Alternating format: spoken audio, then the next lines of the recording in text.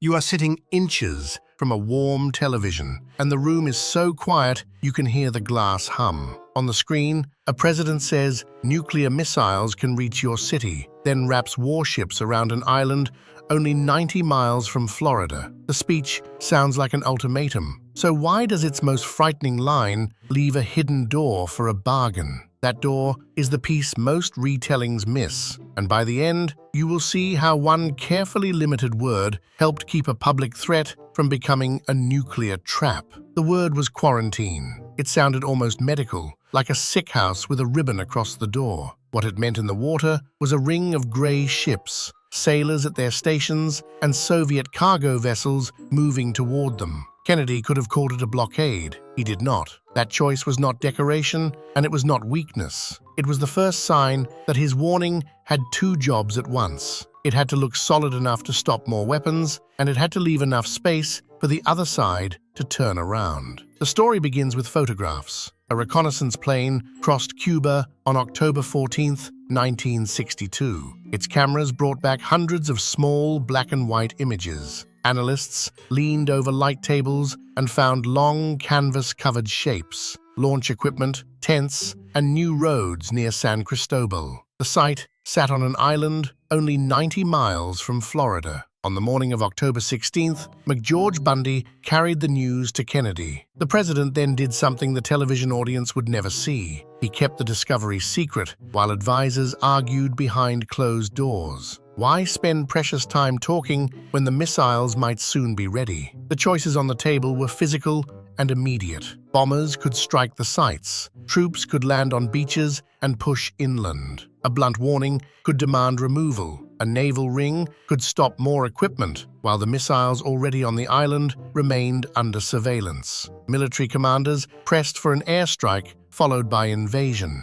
Kennedy chose the middle course. It did not remove the weapons in a single blow, but it created time. Time, in this crisis, was not empty. Time was the room in which a message could cross an ocean and an answer could return. Now the strange word matters. A blockade assumed that a state of war existed. Quarantine described a narrower interdiction and helped the United States win support from the Organization of American States. Kennedy's order did not seal Cuba away from everything. It targeted offensive weapons and the equipment that supported them. Food was not the target. Medicine was not the target. Ordinary cargo was not the target. A warship could inspect a suspect vessel without claiming that every ship was an enemy. But would the Soviet Union hear that legal distinction, or only see guns on the horizon? Kennedy went on television on October 22nd. He began with the photographs and the missile sites. He said one type could carry a nuclear warhead for more than 1,000 nautical miles. He said another could travel more than twice as far. He named cities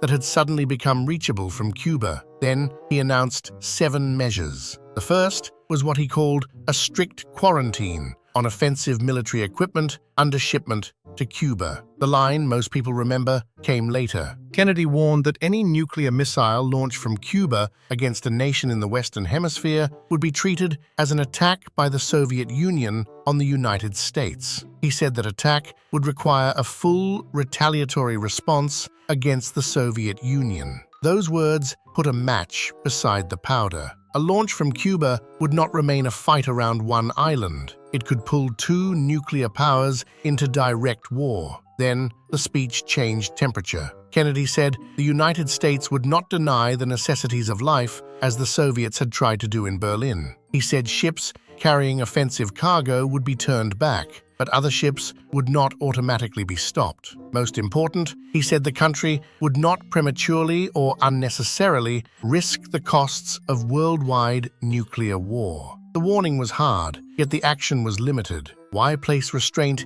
inside the same speech as full retaliation? Because an ultimatum gives the other side only 2 doors: surrender or collision. Kennedy was trying to build a third. A Soviet ship could turn without being sunk. Khrushchev could remove missiles without an American invasion already crashing onto Cuban beaches. The word quarantine did not make the ships harmless. It made their mission specific.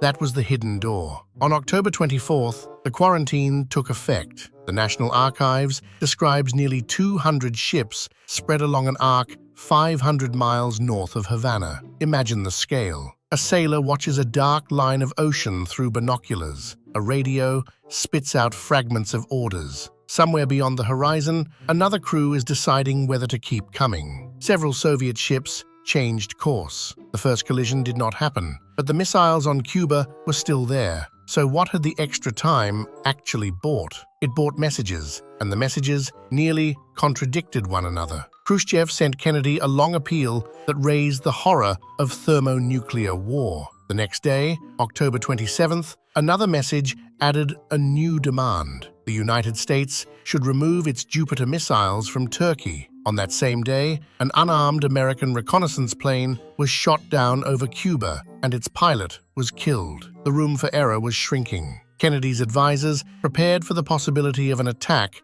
within days. Kennedy answered the first Soviet message in public. The Soviet missiles would leave Cuba under supervision, and the United States would promise not to invade the island. He did not publicly accept the new demand about Turkey. That made the outcome look simple. Moscow removed its missiles, Washington promised not to invade, and the Soviet ships went home. Yet another conversation was happening out of sight. What did the television audience never hear? That night, Robert Kennedy met Soviet Ambassador Anatoly Dobrinin at the Justice Department. He warned that time was running out after the plane had been shot down. He also indicated that the American Jupiter missiles in Turkey would be removed soon, but the removal could not appear as part of a public trade. The public door and the private door now led to the same place. Khrushchev could accept the no-invasion pledge in daylight, while understanding in private that the missiles near his own country would also go.